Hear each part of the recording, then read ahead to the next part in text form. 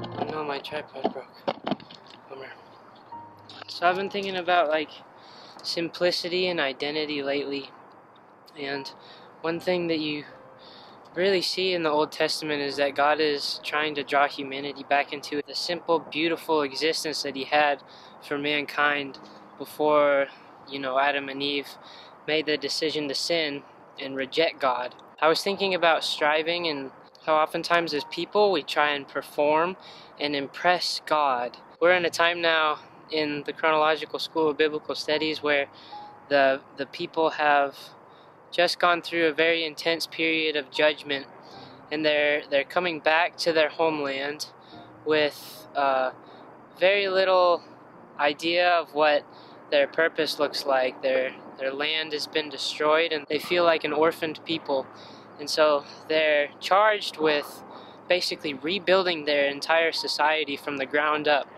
And this is after what's called the exile, when God judges the nation of Israel for their disobedience and their crazy sin. So they're coming back from this, and they're trying to figure out, well, how do we exist as a nation now? Us Americans, we live in a post-Christian nation, a nation that was founded on God and has a heavy history of religious belief and religious system, and in the past 40 or 50 years we've watched that crumble as people have tried to perform before God and eventually have adopted their own sense of reality and what the standard is for right and wrong.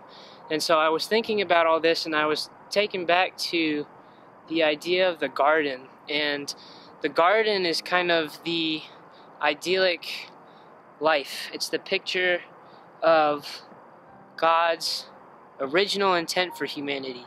Adam and Eve based their decisions off of simple obedience to God and saying, did God say it, or did God say not to do it? And that's how they formed their decisions, was simple obedience to God.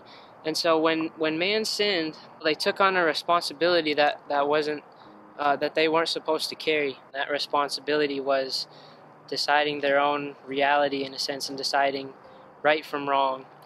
And it created a tension, and it created a brokenness in the universe, because God brought life, and anything apart from God brought death. And so when man fell, the opportunity to choose death arose. The opposite of God is death, because God is life.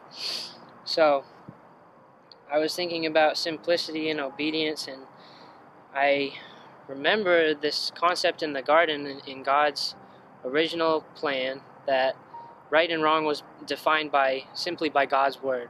Was it obeyed, or was it not obeyed? And that was the right and wrong. And I thought, well, what if I could do that today? What if now, as I am, my sense of reality was not based on my own opinions and my own decisions, but it was based on, did God say it was right, or did God say it was wrong?